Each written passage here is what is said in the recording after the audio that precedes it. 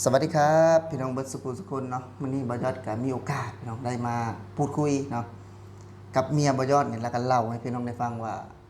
เป็นยังบอยอดคือจะมาถามเมียนั่นก็คือตอนสมัยยังสาวเนาะหรือว่าตอนที่บอยอดคบกับเมียใหม่ๆเมียบอยอดก็ได้เรียนอยู่โรงเรียนวิชาชีพแห่งหนึ่งในสปปลาวเนาะเป็นโรงเรียนดังอยู่ในเขตอำเภอว่าท่านจะที่บอยอดอยู่เนาะเมียบอยอดก็ได้เรียนจบเนาะ แต่ว่าเป็นยังคือเลือกมาทำงานในประเทศไทยคือบ่ทำงานอยู่บ้านทั้งที่เพิ่นก็มีการศึกษาในระดับหนึ่งถึงจะบ่ได้สูงแต่ได้เรียนกว่าบ่ยอดนั่นแหละเนาะถือว่ามื้อนี้บ่ยอดจะมาถามเพิ่นถือว่าเป็นอะไรคือตัดสินใจมาทำงานในประเทศไทยที่แรกก็ว่าลาเห็นให้มันจบแล้วมีอาชีพหาเลี้ยงตนเองอยู่ในบ้านไม่ได้มากรุงเทพพอที่นี้เห็นไปแล้ว มันเอ็ดได้อยู่แต่มันมีพอกินมันมีกุ้มก็เลยตัดสินใจมาหาเงินอยู่ที่กรุงเทพมีรายได้สูงกว่าอยู่บ้านได้อยู่แต่มีสูงจะมีพอกินเงินนะได้เดือนละล้านเป็นนี้เดือนละล้านกว่าเฮียนน่ะเฮียนหยังเฮียนเกี่ยวกับเห็นยิบเพิงยิบเครื่องอ่าเย็บเสื้อผ้านะพี่น้องว่าแบบออกแบบเนาะคล้ายๆแบบว่าออกแบบเฮียนออกแบบบ่แม่นว่าไปเฮียนยิบซื่อๆนะพี่น้องเนาะเฮียนแบบว่าเขาห้องว่าหยังแบบ คล้ายๆแบบออกแบบเสื้อผ้าอะไรไปน้องเพราะว่าไปเรียนจะเรียนหนังสือทำเด้เนาะเรียนทุกอย่างนั่นว่าบ่แม่นไปเลยเรียนคือว่าเรียนเขียนเรียนออกแบบนำเนาะอ๋อบัดนี้ตัดสินใจเข้าไปเรียนได้น่ะจักปีก่อนที่จะจบ2 ปีอ๋อ2 ปีถ้าจบม.7ได้อ๋อต้องจบต้องมีวุฒิม.4ก็3 ปีมีวุฒิการศึกษาอีกเนาะอ๋อต้องมีใบประกาศแต่บ้านเฮาเนาะใบประกาศม.7ประกาศม.7อ๋อก็จังสามารถที่จะเข้าไปเรียนได้เนาะอ๋อบัดนี้ความรู้สึกแรกๆนะเป็นจังคือเข้าไปเรียนนะคิดว่าจะมีอนาคตที่ดีบ่เวลาเรียนนะมีอนาคตมีเงินเลี้ยงชีพเลี้ยงตึกเลี้ยงตนเองอ๋อคือเลยตัดสินใจเข้าไปเรียนเนี่ยเบิดหลายบ่ในการเรียนนะโอ้เบิดหลายล้านอยู่ได้ ปีนึงไม่เป็นอย่าเฮา10 ล้านพุ่นบ่ปีหนึง10 ล้านตอนเรียนนะครับประมาณเกือบ 4-5 หมื่นนะ40,000ประมาณนั้นเนาะพี่น้องเนาะตอนเบิดรวมเบิดนี่ก็ประมาณเกือบแสนเนาะที่ไปเรียนนะเบิดเงินแสนไปซื้อแล้วออกมาเออแล้วพอทีนี้คือเฮียนไปแล้ว หลังจากที่เฮียนจบแล้วตัดสินใจมาทำงานในประเทศไทยมันไปส่วนที่แรกจึงมาทำงานประเทศไทยโซนนี้ส่วนเอ้ยอ๋อพ่อแม่อยู่พี่เบิดเนาะอยู่พี่เบิดคือพ่อแม่อยู่พี่เบิดแหละพี่น้องก็อยู่พี่แหละส่วนเดี๋ยวมาย่านบ่สามารถที่แรกย่านบ่ยานอยู่แต่พอเดี๋ยวนี้ก็มียานแล้วอ๋อเดี๋ยวนี้เคยแล้วมีแต่จะมามีอยู่บ้านแล้วตอนนี้คือบอยอดได้ยินข่าวค่ะมีคนอยากแบบว่าให้เจ้าหานะไปเฮ็ดงานอยู่เสียอยู่ดักซาวบนว่าพินญาตินะไอ้ที่ว่าไปยิบเครื่องนะเพิ่นส่วนนะเป็นหยังคือบ่ไปเป็นหยังคือบ่ไปบ่มีไปมันได้น้อยเขาเฮอเดินด้าน2 ล้านนี่เจ้าเราไปพอกินอ๋อคือว่าไปยิบเครื่องนี่ไปยิบเพิงน้ำขาวเฮอเดิน2 ล้านอ๋อ2 ล้านก็จักพัน3,000เนาะ3,000 3,000กว่าบาทพี่น้องเนาะถือว่าเมียประยอดน่ะยังยิบได้อยู่เดี๋ยวนี้ก็ยิบได้อยู่ยิบได้อยู่มือก็ใช้อาชีพอยู่อ๋อคือแต่ว่าถ้าหากเพิ่นอยู่บ้านเพิ่นก็ยิบอยู่พี่น้องเนาะเพิ่นก็ยิบอยู่แต่ว่าห่างหายไปโดนมาประเทศไทยนี่ก็จักปีแล้วนี่หลายปีแล้วเนาะ2-3 ปีแล้วมั้งนี่สายมาประเทศไทยก็บ่ได้ยิบเลยพี่น้องเนาะอยู่บ้านก็คือได้ยิบอยู่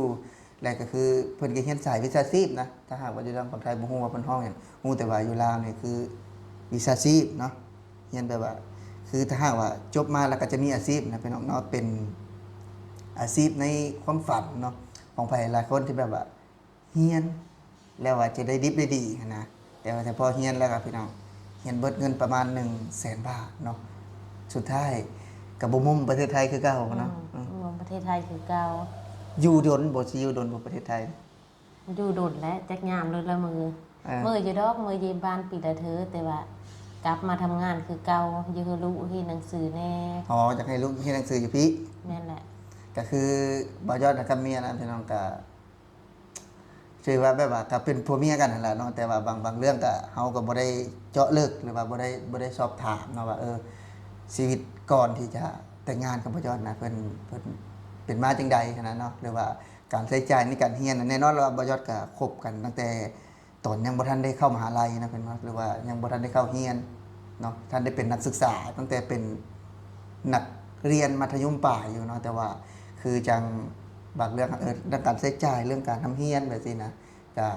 บ่ได้ฮู้ว่าเพิ่นใช้จ่ายเบิดหลายบ่แบบนี้นะก็คือมันไปส่งเรียนตอนนั้นนะ เอ้ย อ๋อทำงานอยู่ไทย เอ้ยทำงานอยู่ไทยอย่างเดียว อ๋อก็คือเงินที่ส่งเมื่อบ้านท่านก็คือจากการทำงานในประเทศไทย อืม อ๋อก็เป็นเงินที่นำผักน้ำแห้งจากประเทศไทยนี่นะ น้ำพักน้ำแห้งเอ้ยหาส่งน้องเฮน อ๋อบัดนี้ส่งเดือนหลายบ่เดือนหนึ่ง เดินนึงก็โย3,000ก็มี4,000ก็มี อ๋ออยากให้น้องได้เรียน เยอะน้องได้เฮน ถือว่าส่งมาเรื่อยๆเนาะตั้งแต่ ส่งเลย ตั้งแต่ประถมจบมัธยมแล้วก็เรียนต่ออีก ส่งมาเลย แล้วพอทีนี้คือ ถ้าหากว่าย้อนกลับไปได้นี่ยังสิเฮียนอยู่บ่อันนี้วิชาศิลป์ มีเฮน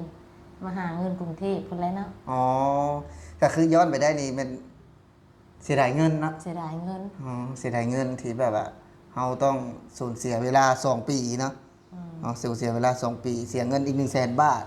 ถ้าเอาเงิน100,000 บาทนะมาเฮ็ดอยู่เงินก็ถือว่าจะได้หลายเติมนะ แบบว่าพี่น้องเนาะเอื้อยไอ้น้องนะอยู่ไทยนะก็อาจจะบ่ได้ลำบากคือปัจจุบันนี้นะเพิ่นก็อาจจะมีเงินเก็บในส่วนนั้น ส่วนที่ส่งเฮาเรียนนะในย้อนเนาะเรียนจบม .7 ก็ออกเนาะถ้าความคิดนะก็พออ่านออกเขียนได้ แต่พอทีนี้คือณตอนนั้นเนาะมันอาจจะยังเป็นวัยรุ่นอยู่เด้มันอาจจะยังคิดบ่ได้ว่าอยากเรียนอยากเป็นเจ้าเป็นนายนะ เห็นหมู่เฮนแล้วก็จะเฮนแบบนี้แหละ คันบ่ได้เรียนนี่ก็คัดใจแล้วตอนนั้นนะ ไม่ได้เฮนก็คัดเจอแล้วหมู่บ่ได้เฮนเบิดตัวเองคนไม่ได้เฮนเนาะ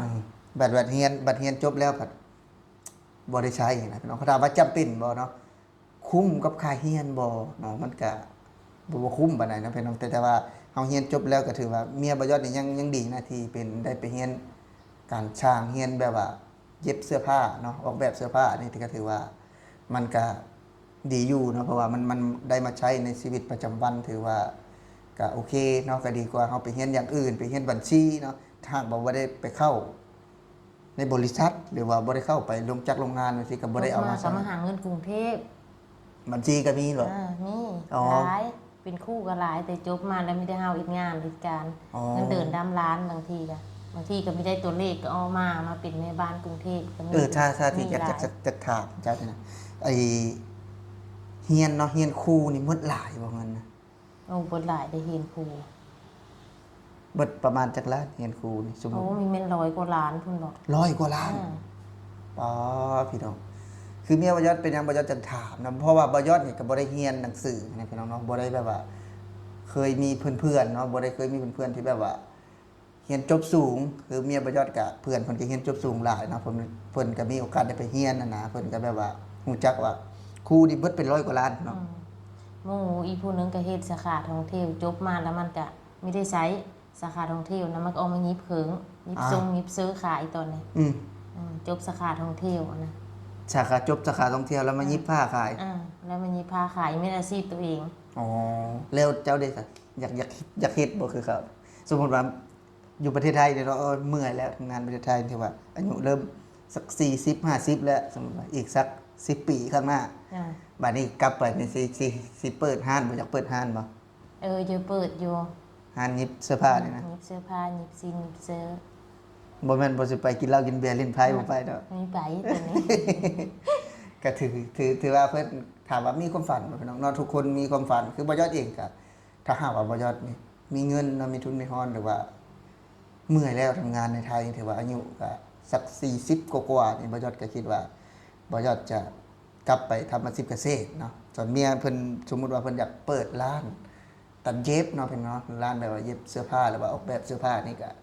บ่ยอดก็สนับสนุนนะสนับสนุนถือว่าเพราะว่ามันก็เป็นอาชีพหนึงที่แบบว่าเฮาสามารถเฮ็ดได้เนาะตอบโจทย์ได้แต่ว่าเกษตรนี่คืออย่างน้อยก็ใช้ชีวิตแบบพอเพียงนะพี่น้องคือเฮาก็ อยู่ต่างจังหวัดแน่เนาะมาผสมผสานแน่จากการใช้ชีวิตในเมืองกรุงเนาะแน่นอนล่ะคือเฮาก็คอนโทรลได้เนาะสมมุติว่าถ้าหากว่าเฮ็ดเกษตรแล้วก็อาจจะเปิดสมมุติว่าในความคิดนะเฮาก็จะอาจจะต่อยอดด้วยการแบบว่าเฮาปลูกเนาะเฮาอาจจะขายเองแบบนี้นะพี่น้องเนาะอันนี้ก็คือเป็นความคิดเนาะของบ่ยอด คือทำงานในประเทศไทยนี่เอาลูกมาเรียนไทยนี่คือแนวใดจะเอาลูกมาเรียนไทยนี่อยากถามเรื่องนี้นะมาเพราะว่าคือจุดนี้เริ่มนะพี่น้องเมียบ่ยอดเนาะที่อยากเอาลูกเนาะมาอยู่ในประเทศไทยนะเพราะว่าบ่ยอดเองก็ยังบ่ได้มีความคิดเพราะว่าบ่ยอดเด็กบ่ได้มีน้องบ่ได้มีลูกมีหลานเนาะที่มาอยู่ประเทศไทยแต่ว่าเพิ่นมีหลานเนาะที่เป็นคนไทย โดยกำเนิดนะเพราะว่าแม่กับแบบว่าพี่สาวเป็นแต่งงานคนไทยก็มีเป็นหลานเป็นคนไทยแล้วก็มีคนลาวนำที่มาเรียนในประเทศไทยเลยรู้สึกจังไดตอนนั้นถึงเอาลูกนี่มาเรียนในประเทศไทยรู้สึกว่ามันคุณภาพมันก็ดีกว่าเด็กน้อยอนุบาลน่ะมันสามารถคิดซื้อตัวเองได้อยู่ฝั่งไทยแต่อยู่บ้านเฮามันเขียนไม่ได้เลขหนึ่งบางทีก็ยังเขียนไม่เป็นป .1 อนุบาลอ บ่ นุ คือ บาลอนุบาลในเขียนเลข1บ่ได้อ้าวอยู่ไทยเดี๋ยวอยู่ไทยเขียนได้ฮู้จักเลขนับฮอด10ฮอด100เขียนซื้อตัวเองได้ฮู้จักเวลาผู้ใหญ่กายฮู้จักเคารพนับถือยกมือไหว้อันนี้บ่แม่นคอนเทนต์นี่เนาะตัวจริงอันนี้ค่ะคืออยู่บ้านนี่ครับเขาเป็นเด็กน้อยนี่ลูกเขาเมื่อนี่หุ่มมาเลยเนาะหุ่มมาเขางงเลยก็ว่าเฮ็ดหยังเห็นน้องอายยกมือสวัสดีครับเขาก็ฮู้ขวัญบ้านเฮาบ้านนอกเนาะคือแบบว่าได้เห็นสังคมในประเทศไทยแล้วอยากให้มาเป็นแบบนี้นะเนาะมันมีความเจริญแน่เจริญหลายด้านแหละทั้งพี่การเรียนการสอนก็สะดวกการเรียนการสอนได้มีนมกินเนาะอยู่การอยู่การกินมีนมกินมีข้าวกินอยู่บ้านนะสมมติไปอยู่บ้านเลยมากินข้าวเฮือนอยู่บ้านก็ไม่กินข้าวเฮิรนกินน้ำอยู่เฮิรนอยู่บ้านน้ำบ่มีกินบ่มีกินส่วนสนุกก็บ่มีส่วนสนามเด็กเล่นก็บ่มีเนาะถือว่าลูกมันก็ติดอยู่พี่แล้วมันเคยมาอยู่พี่ได้ปีกว่าแล้วมันก็เคยจะมาเห็นอยู่ประเทศไทยแล้วคือลูกก็อยากอยู่พี่เนาะถ้าหากว่าเป็นไปได้นี่อยากให้ลูกเรียนจบม.ป.ได้ม.ได้โยคันคักใช้ก็ม.3 พุ่นได้